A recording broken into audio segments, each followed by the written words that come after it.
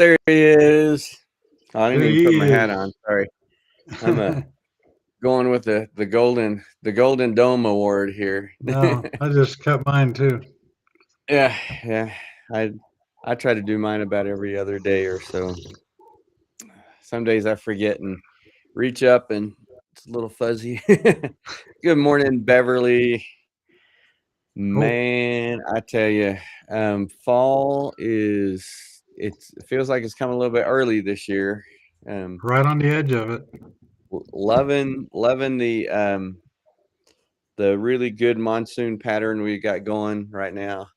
Every day, what it's supposed to be starts clouding up. Yeah. Actually, the last couple of days it started raining around noonish, around noon or 12:30. So if you feel inclined, you can pray that Saturday that shifts and it doesn't happen till about 2. Okay. Well, you said we got sides on that tent, the big Uh, tent, so that'll help. well, we're just gonna put, because we're doing our tent. We switched. We Oh, totally had to change everything, yeah. oh, So we're okay. doing our tent. We'll set that up on Saturday, and we'll put some tarps up. Oh, Um, okay. Cool. so we will. Yeah, somebody was saying, well, but lately it hasn't started raining until, like about noon. I said, yeah, but that's when we're going to be out there, and we still have to take it down. Although we could always push that. We could push that to Monday if it's raining when we're done on Sunday. But let me see here. Let me look. Sunday. What is today? Today's Wednesday. not Tuesday, the 28th. I'm a little bit ahead. Um, Sunday is supposed to rain. If you can believe Weather Underground, which changes about every 3 minutes, Yeah. they have it from 11 till 6. So Slide in right under the wire. yeah, yeah, yeah. So anyhow, whatever it is, it is. We'll make do. Oh, it makes me tired thinking about it. Which is funny. So I went to bed at 9 last night, and I feel more tired when I got up than I did when I went to bed. I don't know what happens with that. Does that ever happen to you? Oh man. Yeah, wait, it gets better. Oh, so Well, holler at me if so you need help swinging hammers or whatever up there. okay. But were you gonna, if you can come Saturday to help set the tent up, we're gonna do that at 9. Yeah, I Uh, signed up for that. okay, yeah. A lot of the other stuff, it's just me. It's just putting together a good flow of service and looking for the pictures, trying to go down and get someone from the museum, see if they have any pictures, and I don't know, just some other stuff that I want to do. Everything else is just kind of, Intentional. what's that? Being, Intentional. yeah. Everything else is just kind of, I just a little bit at a time. So if I Okay. don't, if I think about it, one thing at a time, I'm okay. If I think about it all together, then I start feeling really tired. So, so uh, my aunt, I always talk about my aunt and grandmother led me to the Lord. And I just hadn't thought about this. Time gets away from me. I haven't been to that part of the country in a very long time. Several years ago, Hope and I went and got to see Dennis and Rachel, and we went out to where our parents are buried. And Oh, but I haven't seen my aunt in a very long time, and she's getting up there in age, and so my cousin, her daughter is trying to get everybody together to go see her, and I can't go when my family's going. Um, but I'm gonna try to go, um, like about the 3rd, August the 3rd or something like that, and go see her. cool. But I was able to talk with her some. Oh, She's good. my cousin said she doesn't remember things really well, and she gets confused real easy. And I didn't realize this. I didn't. So she's almost 90. Okay, which means my mom would have been she was just a couple of years behind her. Um, And then I started thinking about my cousin. So my cousin, her daughter is about the same age or as my oldest sister would have been, 11 years older. And I'm talking to my cousin, and when I called her, her voice, I said, "Oh my goodness, Kathy, you sound just like, I mean, just like when we were kids, I would recognize your voice anywhere." I started thinking after I hung up, because I got to talk with her and talk with my aunt, and I got to thinking, wait, I'm 59. My sister was 11 years older than me. That puts my cousin at about 70. Am I adding that up right? Yep. Yep. 11 and 59 makes 70. That doesn't sound right that I have a cousin that is 70. Get used to it, buddy. But I did get to tell my aunt that because she asked, what am I doing now? I said I'm still at the same church, almost 23 years, and she's very sweet. She goes, "Oh, that's such a blessing," She said, "I'm so proud of you," and I said, "I got to tell you, I am who I am today largely because of your influence in my life," and so I got to just share a little bit of that with her. And it made me think, that the message Sunday was our legacy, that we Isn't leave that cool how behind, timing works? and that our legacy, it's not in the extraordinary moments, it's in the ordinary moments. And that's what really with Kevin's in. Hey, Kevin and Bethany, you guys snuck in on us. Good morning, you guys. That is really the thing that was so winsome for me in coming to faith in Christ was the day-to-day moments, that summer that I spent with them, and just Jesus every day with them, not pushy, not over the top, just loving and kind, firm, because I was a stinker. I've mentioned that a few times. But in the everyday moments, and so I am part of my aunt's legacy that she has left. And so as we lead up to celebrating the 125th, I mean, that's one of the things that I wanted us to think about, and we'll kind of wrap it all up in the service on Sunday.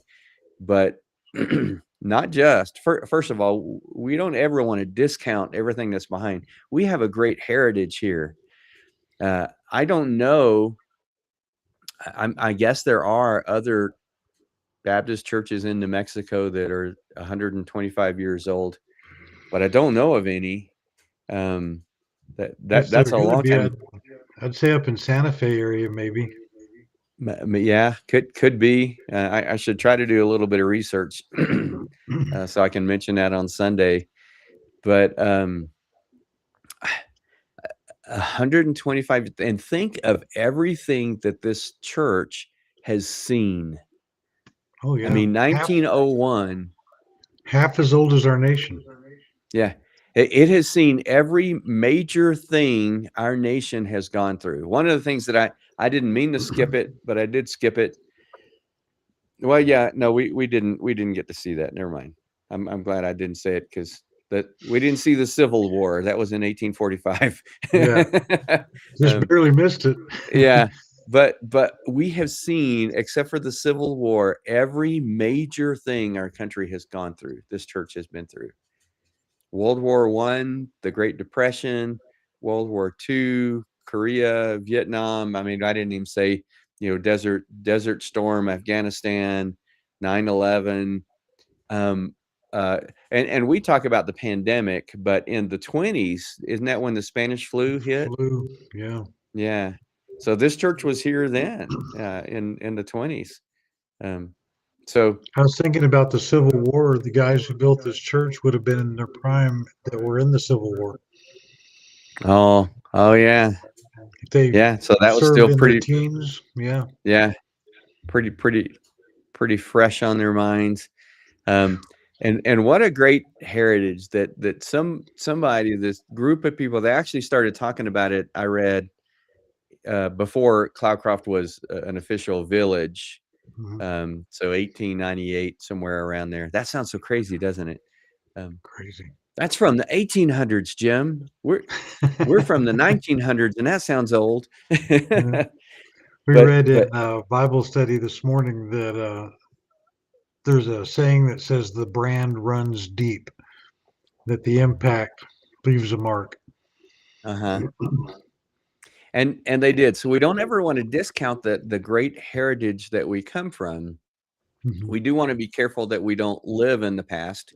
We honor the past, and then let that be the fuel that fuels us for the future. But talking about a legacy, when I began working on the message, I hadn't really thought about it that way much. Let me just ask you guys that are on, what do you think of whenever you think about leaving a legacy? So we have a few that are on. Some of them are on incognito, so I don't know who all of them are. But what do you think of when you think of leaving a legacy? And this is personally, but what do you think of when you think of leaving a legacy? Personally, I think about who I want to leave it to, and kids are at the top of that list. I had to laugh, and it's probably not going to be funny to the my family that comes after me. A good man leaves an inheritance to his children's children. Well, first of all, you skip the kids. It sounds like you go right to the grandkids, and that sounds about right. But then, I'm looking at little Obadiah and saying, I hope you're not planning on a bunch of money, bro. I hope that's not the case. But yeah, so leaving it to our kids. This is one that I think of, and this is really funny. So in my time here, raising my child, yeah, and that really, so Kevin just jumped. He skipped to the end, cut to the chase. That biblically, the legacy that we're called to leave is our children and our children's children following the Lord. Yeah. You know what I mean? I like what you say about not preparing them for this world, but preparing them for the next. Yeah. Which is so countercultural, isn't it? I mean, yeah. Our world, lots of things. Our world says when they're 18, they're on their own. And man, there's like not a concept in the Bible that comes close to that. You know what I mean? Yeah. And thankfully, God doesn't do that. You know what I mean? God doesn't say, all right, Larry, you're on your own, because he knows better. And it changes. And I've talked about that so many times. It changes, but that our world says that we're supposed to raise our kids to be, and this sounds, there's nothing wrong with this, but raise our kids to be responsible, productive adults in our society. And I want that. I mean, yeah, that shouldn't be the priority, the number one only priority. Yeah. Yeah. That if we shift our thinking a little bit, the reason that I want them to be responsible, productive adults in this society is because they're going to have to live in this world to be able to share the gospel with people. You know what I mean? If your priority is preparing them for the next world, the first thing is going to happen. So I keep saying this a whole lot. I should quit talking about my age, because the more I talk about it, the older I feel. No one to have a cousin that's 70, because I'm only 25. You know what I mean? Except on my shoulder. My shoulder is like about 70 right here. Forgot where I was going with that. Oh, about retiring. Because I've got a ways to go to retire, but I know that there's not enough time. And I've been putting in for 25 years more. But there's not enough time for me to put money aside to be able to retire on. You know what I mean? So confession time, I'm a little afraid to look at my annuity. I should look at it to see how it's doing, but I'm afraid to look. Hope she's funny with her work for the convention. They match her retirement, what she puts in. And so Oh, she looks every single paycheck because she goes, I like watching it grow. And I'm like, yeah, that's because you have plenty of time to fix it. So, but have you ever heard of the term, and it goes back to this world's idea that we're living for this life, that I'm set for life. oh yeah. If I could leave money inheritance behind, that my kids and my grandkids would be set for life. That seems like an honorable goal, doesn't it? Hmm. I want them to be set for the next life too. Yeah. You know what I mean? I want them to be set for the next life first.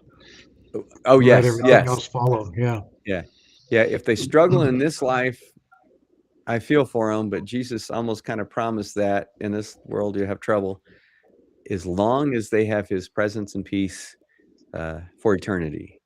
Yeah. So our legacy, we usually think of it a lot of times.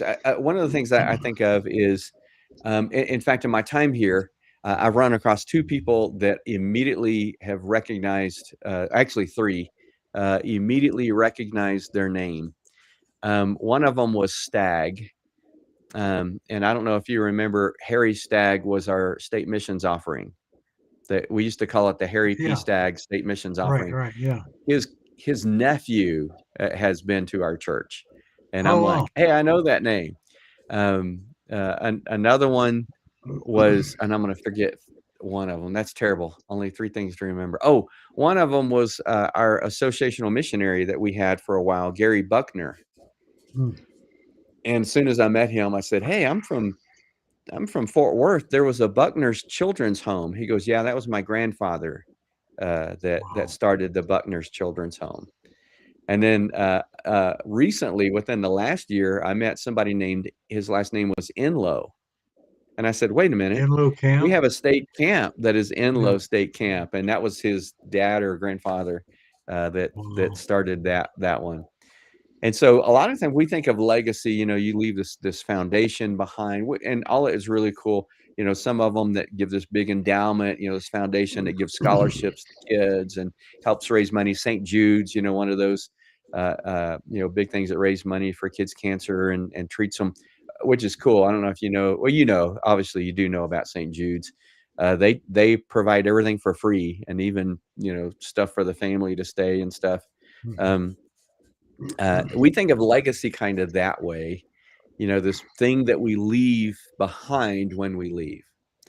But what we talked about on Sunday, and really what the Bible talks about more, that's what we leave behind, but we build our legacy in the ordinary moments while we're here.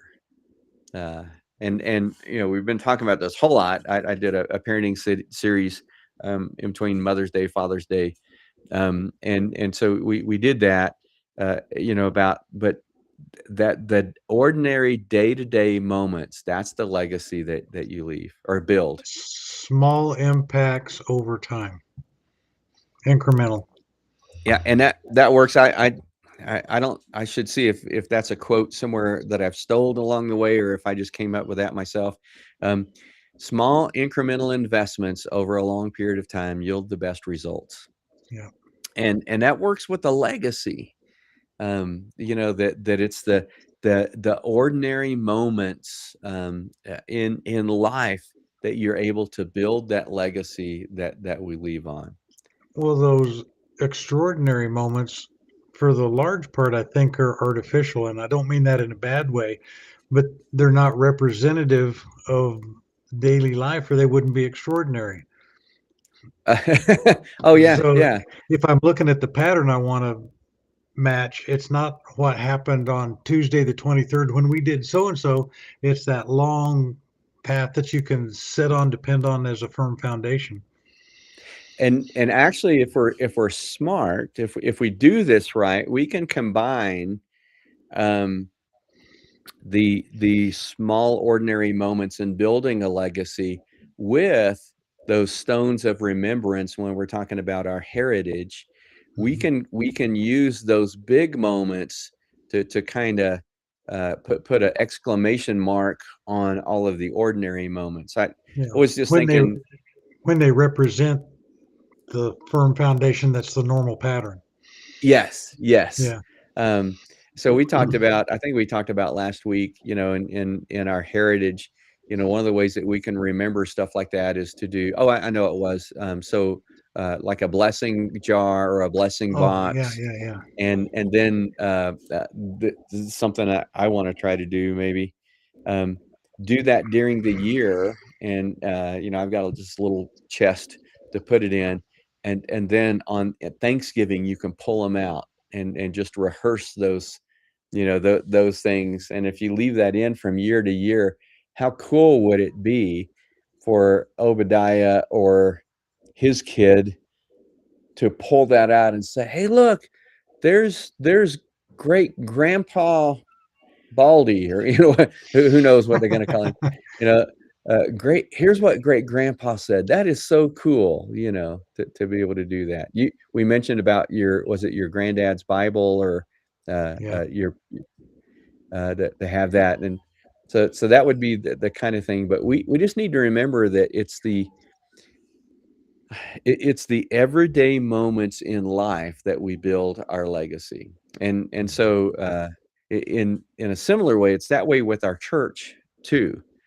It's the weekly programs that we have. We don't do programs just because people don't have anything to do and we need to keep them from getting bored. You know what I mean?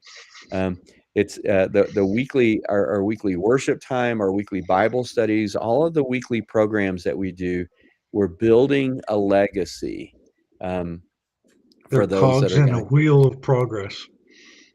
I hope so. And I still haven't seen that movie. I forget their name. The guys that did Facing the Giants. Um, I know it's Sherwood Baptist Church, but they did one. The first one I think they did was Flywheel, and Oh, I think the idea behind the I haven't seen the movie yet, but it kind of starts gaining momentum as you go. The flywheel, mhm. and and to be able to do that from one generation, to another, so that it doesn't stall. Yeah. Um, so uh, that's what I want for my life personally, but that's what I want for our church. It's easy to live for us, for the here and now for me. You know what I mean? Um, Especially like I start off, that I can get so self-centered sometime. You know, how's it going? I'm tired. Okay. Uh, um, hey, how's the church going? You know what I mean? So it's I'm easy to, tired. yeah, yeah, it's easy to think about. It's easy to center on me in the here and now, Mhm. and that's not how we leave a legacy. The last point that I made on Sunday is that the best legacy always. Let me get to it. Focus forward. Yeah, it always points beyond itself. Mhm. Um, and so if we could make that mindset, it does have benefit for the now, but what we're doing for the now is it's building a legacy for those who are going to come after. And I think, I don't know about you, but I think if I can think of it that way, I'm going to be a lot more intentional, I guess a lot more purposeful. It's going to mean a lot more. It's kind of like if you're putting up a fence, um, if you're just putting it up just for the weekend, you can might maybe do a lean-to, put some boards just to kind of hold it up.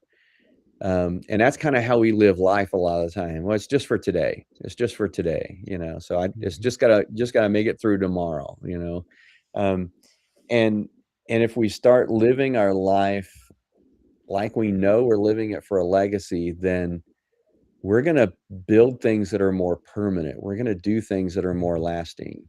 I think about archaeology. They learn from the things that were built to last. I just got to throw this in. I've said this to you before. Someday I want to go back. Maybe I can take Obi someday. The Hoover Dam. I'm Yeah. I don't know if you guys are like this too. I'm kind of weird like that. I like to go see stuff, and we did the 2 tours. If you ever do it, make sure you do not just the the the regular tour, the generator tour, I think is what they call that one, where you get to go see the big dynamos, that generate the electricity. Do the extended one because then you get to go through the maintenance tunnels. Ooh. Um, and so do both of them, and just the history in there. Um, they tell you how many tons of concrete, and it's just something you cannot fathom. Um, it it was built in the 30s in the Works Progress Administration. Was that what it was called? The WPA, WPA. Yeah. just to put people to work. They might have gotten 5 cents a day. I don't know. And it was pretty dangerous. They did all of this with the technology and the machinery available in 1933. Amazing. And they finished it under budget and ahead of schedule. Isn't it crazy? With just manpower, basically. With just manpower. They didn't have those big long arm, pumpers like we have. They didn't have the big concrete trucks and stuff like we have. I mean, and it is still curing right now. Wow. It is still curing. That thing's almost 100 years old. The concrete is still curing. Isn't that crazy? That's a lot of concrete. And I don't know if you remember. If you do, let's hold on. Let's see if the guys online know what the expected lifespan of the Hoover Dam is. How long do they think that it will last? So you guys chime in online, and then I'll see. Jim probably knows because he's a smart guy. He might have forgotten, but I know that you knew. So you guys chime in. Tell me, how long do you think the Hoover Dam? Google. No. I know they are, you stinkers. How long do you think that the life expectancy of the Hoover Dam is? How long they expect it to last? I would guess, and it's just a guess, 300 years, only because 3 is my favorite number. Yeah, that was some of the guesses. 200 years, 300 years. They asked this in one of the tours. Some people said 500 years. They were all wrong. Do you guys know? Let me look. I forgot who all's on. So we got Bethany. I bet you Bethany's looking. They're all looking at Google. 500 years. Yeah. Are you guys ready? Buckle up. The life expectancy of the Hoover Dam is 2,000 years. Wow. Wow. At least it was then. I mean, we may have a few more earthquakes. That's barring any natural catastrophe, I'm sure. Isn't that crazy? And so yeah, the legacy that we leave has to be, we have to build it on stuff that lasts. If you march that backwards, if my math is right, Jesus would have been 25 years old. Well, yeah, he was born. It's hard to say because the monk that calculated all that. I remember. I don't remember when this was. It might have been in high school that I heard this. That Jesus, some estimate he was born around 4 or 5 BC, which BC means before Christ. He can't be before him, but anyways, around there. Yes, 2026 right now. So he was 25, 26 years old. Or I mean, if it was built back then. I mean, yeah. Crazy. So the things that we do in everyday ordinary life, but let's learn to build it on things that last. And start thinking that way on a daily basis. What can I do today that's going to have a lasting impact? It doesn't have to have a global impact, but in the life of my kids, as our church, what can we do on a daily, a weekly basis that has a lasting impact? Not just a temporary one. So, anyways, we've gone the whole time. Always fun jumping in with you. Maybe jump in with me on Friday if you're available. Sure. Yeah. Looking forward to Sunday. Oh man, yeah. I have when I started planning, we with the leadership team started brainstorming and planning all these months ago, all these grand ideas, and then now it is just 4 days away, and I'm thinking, or 5 days away, and I'm thinking, whatever it is, it's going to be amazing. Might not be able to do everything that I wanted to do, but whatever it is, it's going to be amazing. Cool. Have some people traveling in. That'll be cool. Be good to see Hugh. I remember the first time I heard about him. Yeah. Just so you guys know, there was one guy that was only here for about a year, but the guy that was here for 16 years before me was Hugh Rogers.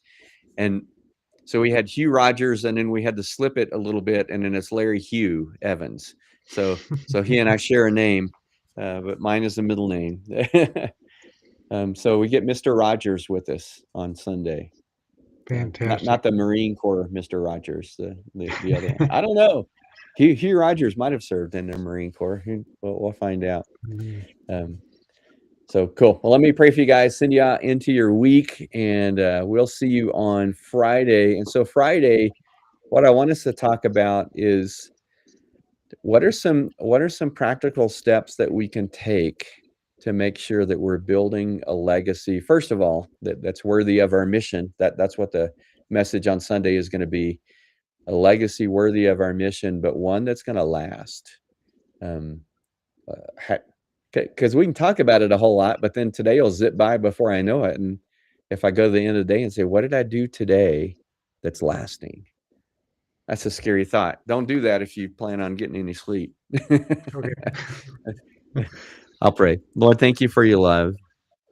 Thank you, God, that as imperfect and fallible as we are, Lord, that you can still use us, that you choose to use us. And so I pray that you would do that. Help us to moment by moment make ourselves available to you. And God, I pray that you would use us to lead others to faith in Christ. And God, we just thank you that we get to be a part of that plan. God, I pray that as we prepare to celebrate on Sunday, Lord, you would remind us of our heritage. Help us to remember to leave a legacy that lasts, people coming to faith in Christ, walking with you. And God, I just pray that you'd help us always to stay focused on our mission, to lead people into a life-changing relationship with Jesus. For it's in his name we pray. Amen. Amen. Well, thanks, brother. Thank you guys for hopping on, for hanging on with us. Went a little bit long this morning. And man, we will see you on Friday. Friday, we'll find out where the rubber meets the road, right? Love you guys. We'll see you in a couple of days. Okay.